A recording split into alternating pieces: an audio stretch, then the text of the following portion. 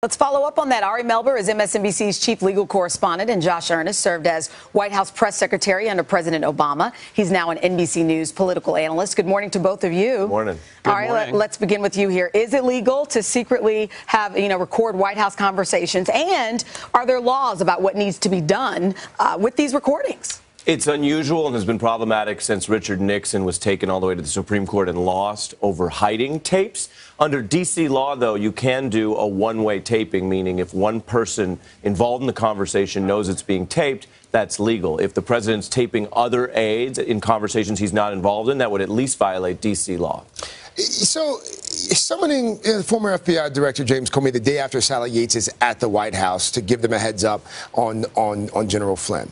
This perhaps inappropriate question to the FBI director about whether he was under investigation, and now threatening, if you will, the former FBI director with the possibility of these tapes. At what point does this sound like obstruction of justice? I think at the point that there is evidence that Donald Trump would privately and publicly try to impede or change the outcome in the investigation. I would say he hasn't yet shown that. The current evidence wouldn't make that case. But when he told our own Lester Holt that he thinks he can speed up or slow down the investigation, that he believes he is in charge of an investigation of his own aides, he showed either complete misunderstanding of how this works or worse, the belief that he could do that kind of impeding. So he is getting closer to the line. To be clear, that was the central charge against Nixon and against Clinton as well in those impeachment proceedings. Both articles of impeachment included that. And let's add a layer there. Josh, I want to bring you in here. In Friday's briefing with Sean Spicer, when asked if any taping is done at the White House, he repeatedly said, he had nothing to add, no further comment. And then we just listened to Trump, when he was doing the Fox News interview, he refused to comment about it. What does that say? What should we read into this here? Well, it certainly seems that President Trump is seeking to sow a climate of paranoia and confusion inside his own White House.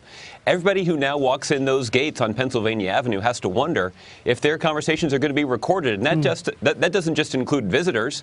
That includes members of the White House staff who have to be wondering whether or not their conversations are being taped. So this is a style, a management style, if you can call it that, that President Trump found to be useful in running his family-owned real estate business. It's not a useful strategy for running the greatest country in the world. And I think that we've seen that on display over the course of the last week with the evolving explanations and an evolving search for the truth that, frankly, has shaken confidence that a lot of people have in this administration, including among members of the president's own party. Josh, I want to get your take on something else that the president said during this Fox News interview yesterday. Here he is yesterday with Judge Jeannie. Take a listen. We'll talk about it on the other side. Are you moving so quickly that your communications department cannot keep up with you? Yes, that's true. So what do we do about that? We don't have press conferences, and we do... You don't mean that. Well, just don't have them. Unless I have them every 2 weeks and I do myself. We don't have them. I think it's a good idea. Yeah, First of all, you have a level of hostility that's incredible, and it's very unfair. Your reaction to that, former press secretary Josh Earnest, and for folks who may not follow them as closely as we do, what's the purpose of the daily press briefing? Well, listen, the purpose of the daily press briefing is to have a senior member of the president's staff empowered to come out and spend an hour every day in front of the press corps, on the record, on camera, answering questions, answering whatever questions come to the mind of these journalists. This is an exercise in transparency. It's also an exercise in accountability. It's critical to the success of our government. There aren't many countries around the world. There are very few, in fact, that participated in an exercise like this. But what's troubling, I think, particularly about this, Craig, is it's not a situation where the White House communication staff is struggling to keep up with rapidly changing world events. What the White House communication staff is struggling to do is to keep up with the rapidly changing story that is emanating from the Oval Office. Wow. We've seen multiple different explanations for why President Trump fired Director Comey.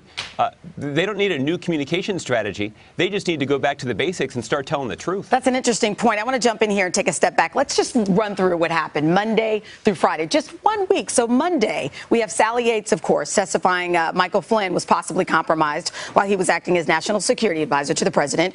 And then Tuesday, in a surprise decision, you have Trump firing FBI Director James Comey. Then we go to Wednesday. We get one explanation about the motive for the firing. On Thursday, that explanation shifts. Friday, the president makes that, what some have characterized as a threat to the former FBI director. I mean, would you say, even by Trump standards, this was an extraordinary 5 days? I'll start with you, Ari. I think it was extraordinary. I think Donald Trump is a good communicator. He wants everyone thinking about the dialogue. So there's the tapes, there's the dinner, there's will he or won't he cancel press briefings. We're at a point now where it's important to focus on the plot. And as you just outlined, the plot is the midstream firing of an FBI director for a stated reason that they have now admitted is false. That raises questions for Americans, not on a political basis, but on the basis of the rule of law. If the first reason was false, why do you believe the second? And do you want to fact check it? Because there's a possibility that if the person was fired for the wrong reason, it could compromise the rule of law. I think all Americans should care about that. Ari Melber, we'll leave it there. Josh Earnest, good to have you, sir. Thank you so much. Big thanks to both of you.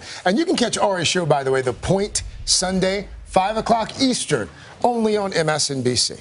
Hello, Today fans. Thanks for checking out our YouTube channel. Subscribe by clicking that button down there and click on any of the videos over here to watch the latest interviews, show highlights, and digital exclusives.